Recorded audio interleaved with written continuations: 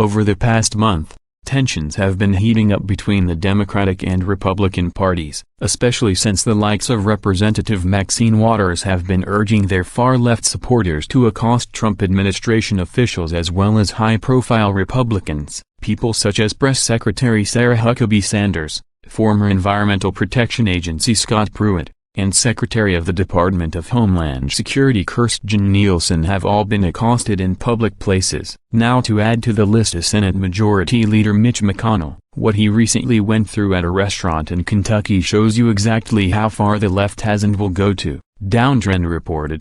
California Rep. Maxine Waters has called for Democrats to attack and harass Republicans whenever they are in public, and all of Liberaldome has embraced this immature and uncivil tactic. Senate Majority Leader Mitch McConnell was accosted by a handful of leftist losers as he left a restaurant. This group, apparently associated with the Democratic Socialist movement, not only verbally abused McConnell but also issued veiled threats of death or violence. McConnell and a few associates were leaving a restaurant in Louisville on Saturday when several leftists, mostly fat ladies, confronted him. The Louisville Democratic Socialists of America posted this video with a warning that McConnell will get no peace until all illegal aliens are released from custody and set loose in the United States. McConnell actually doesn't give a shit as he makes his way to his car. The small group of around 5 losers are chanting, "Vote you out." Maybe the fat ladies think they get extra votes, but even if voting were by the pound,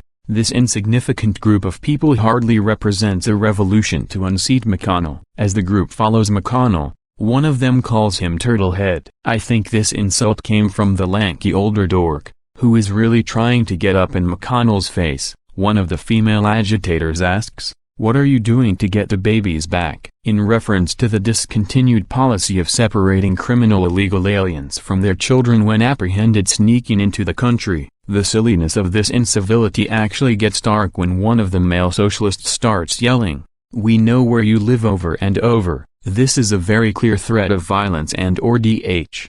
Nobody says something like this for any other reason than to intimidate and to imply that they intend harm. I sincerely hope the police and the Secret Service review this video and arrest the leftist scum who threatened Mitch McConnell. As McConnell gets in his vehicle, the mob of uselessness starts chanting "Abolish ICE." It's a little hard to understand at first because these are some inbred leftist hicks, but after a while it becomes clear they are calling for the abolishment of the agency that enforces our nation's immigration laws. McConnell's SUV pulls away and one of the socialists yells, "No comfort for fascists." Then one or two of these losers shout, "No comfort for peace," which makes absolutely no sense. As the video cuts out, it sounds like one of these assholes says, "We'll vote you out, bitch." Mitch McConnell played it really cool and never once acknowledged these losers, which actually seemed to disappoint them, considering the numerous previous attempts by leftists to kill Republicans.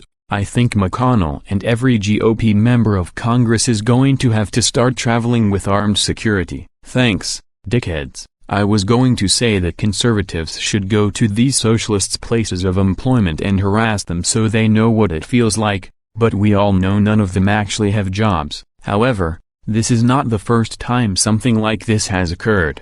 Not even this week. In Richmond, Virginia, a bookstore owner had to call 911 this past week when individuals confronted former White House official and chief strategist Stephen Bannon for his political beliefs. A woman allegedly called Bannon a piece of trash before leaving the store when the owner called 911. The owner told a local news outlet that Bannon was peacefully looking at books and minding his own business when the woman confronted him.